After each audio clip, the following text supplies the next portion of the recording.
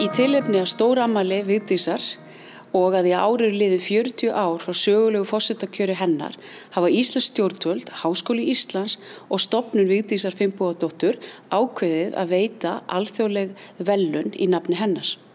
Verðlaunin verða veitt árlega einstaklingi sem brotið hefur blað með störfum sínum í þágu menningar og einkum tungumála. Með því viljum við heiðra og halda á loft lofsverður framlagi Vigdísar í þágu tungumála og menningar og eins og alþjóð veit eru þessi málefni henni afar hugleikin. Mér er það einstök ánægja að tilkynna að fyrstu Vigdísarverðlaunin hlýtur færeyski málvísindamaðurinn, kennarinn og útgefandinn Jón Hart Mikkelsen. Fyrir einstakt framlag sitt til að efla og þróa færeyska tungu bæði inn á við og út á við. Hann hefur kennt tungumál á mennta- og háskólastigi, haft með höndum námsstjórn í færeysku fyrir framhaldsskóla, átt sæti í málráði Færeyinga og tekið þátt í blaðaútgáfu. Árið 1993 stofnaði forlagið Sprotann sem meðal annars hefur staðið fyrir útgáfu kennslubóka, fræðsluefnis og þýddra skáldverka, alls 400 bækur. Þá hefur hann unnið að gerð orðabóka milli færeysku, ensku og dönsku og stuðlað að þróun fjölda rafrænna tvímála orðabóka, nú síðast milli færeysku og grænlensku. Með störfum sínum hefur Jón Hart Mikkelsen lagt drjúgan skerf til að styrkja færeyska tungu og festa hann í sessi sem lifandi tungumál á tímum alþjóðavæðingar. Verðlaunaupphæðin eru 6 milljónir íslenskra króna. Það er mér sönn ánægja að fela Benedikt Jónssyni, sendiherra Íslendinga í Færeyjum, að afhenda Jón Hart Mikkelsen fyrstu Vigdísarverðlaunin og þakka honum fyrir einstakt framlag í þágu tungumálana. Með því hefur hann stuðlað að fjölbreytni tungumála og menningar, en það er einmitt kjarninn í þeim boðskap sem Vigdís hefur haldið á lofti sem velgjörða sendiherra tungumála hjá UNESCO. Fyrst þá vil ég senda frú Vigdísi hjartanlegar hamingjuóskir með góðum kveðjum, hlýjum kveðjum hér frá Vestmanna í Færeyjum.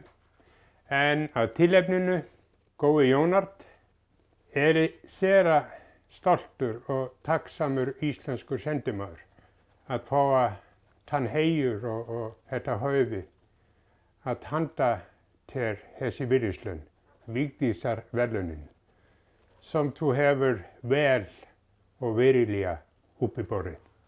Hjartalega til lukku, gjør så vel, Jónard. Tusen takk. Ja, altså selv om jeg ser sett i årene sammen i det, så retter jeg kanskje ikke akkurat det som jeg har sagt. Og årsaken til han, at jeg er så oppfæren og er så overfegen om som løy. Og jeg er oppfæren til at jeg aldri husker tankene der utenfor førje for å føle seg ved arbeidet som Sprotann. Og jeg er hjertensfegen til at viruslønnen øyder Vigdís Finnbogadóttur. Til at Vigdís Finnbogadóttur er den rydgesløyeren i Høyvnån som hun tar seg mest om de malene som vi nevner småmal. Men hun gjør så verst vi at disse små malene men kan være fullbåret mal, men bare få folk doa det.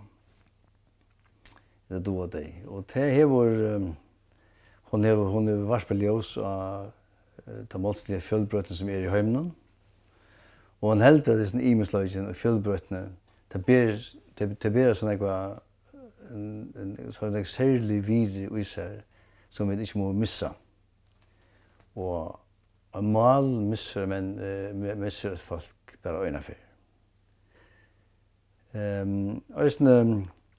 Og malene her nord i Kuldanen kjører sutt til Heimsens fjellbrøtene.